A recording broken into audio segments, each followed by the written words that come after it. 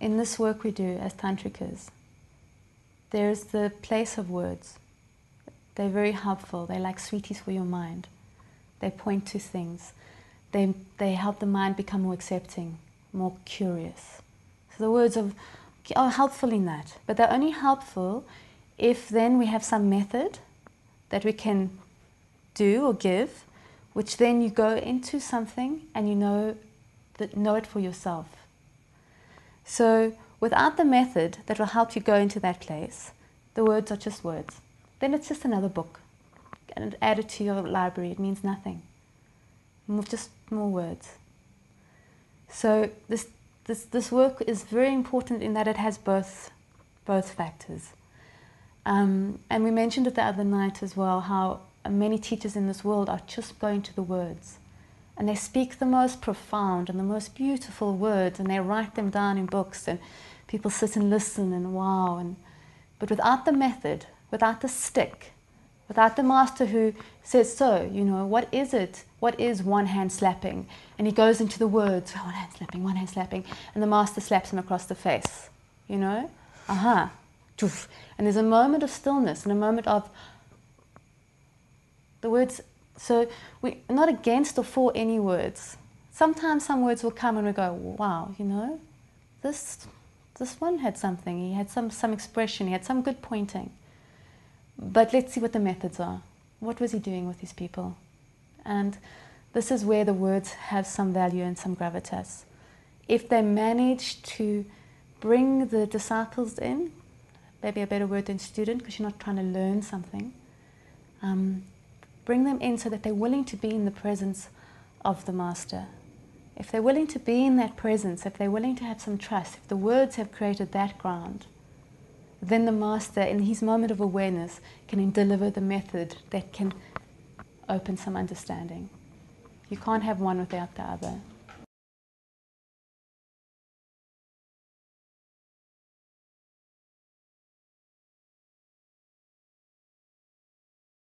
You mentioned touch as a method of letting somebody see what we're trying to teach them.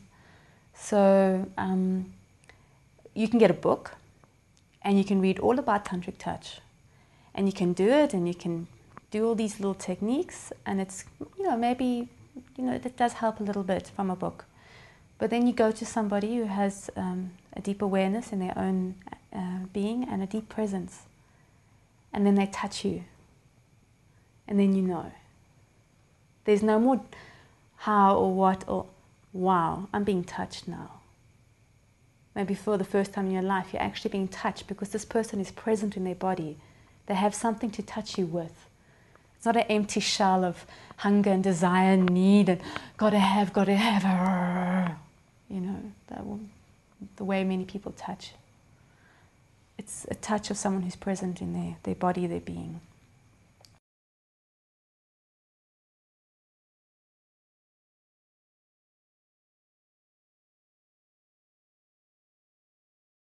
Some magazine had a silly statistic that probably isn't much in the way of accuracy, saying something like 65% of women have never experienced an orgasm in sex during penetrative sex. I would say that most of their bodies did.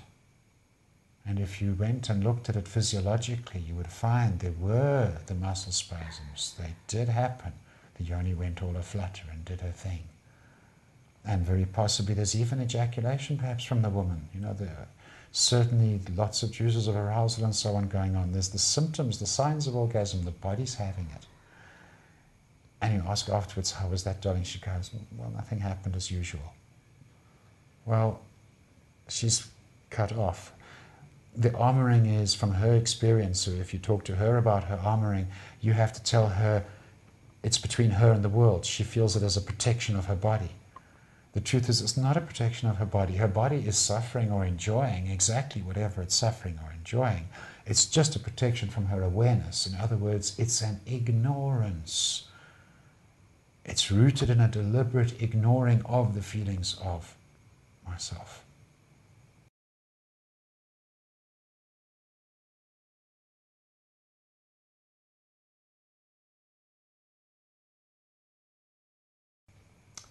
And Tantra, we're all about the truth, and we're all about getting to the real of it.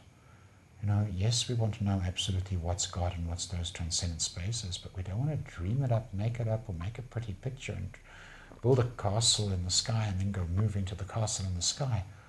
No, no, no. If there is no God, if ultimately there is no truth, we want to know that. We want to know what is, not interested in what it might be. Lovely to conjecture, but we're interested in the truth.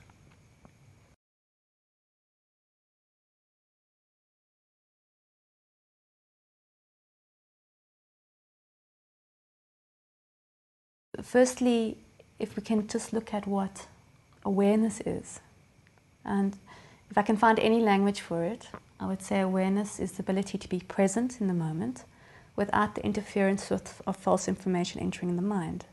So you can be present and you can see what's going on because you don't have a lot of nonsense going on here. Okay, so this is how awareness feels to me. How it gets cut off is from all different types of sizes growing up.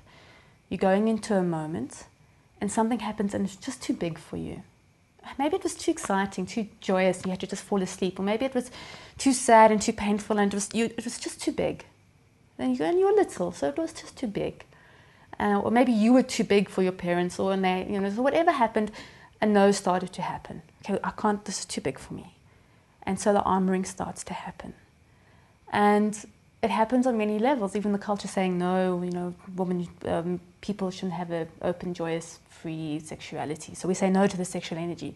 So as we say no to the moment, in that refusal, our awareness diminishes as well.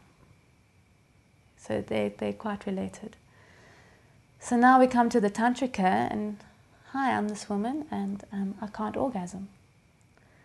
Okay, so there's a certain point of pleasure in your body, it happens quite quickly for you, where it's too big. This much pleasure is too big for you, you just can't feel it. Okay, so let's start with helping you feel that pleasure again, that is happening. It is happening, so where's the no to that? Okay, so you've got a no there.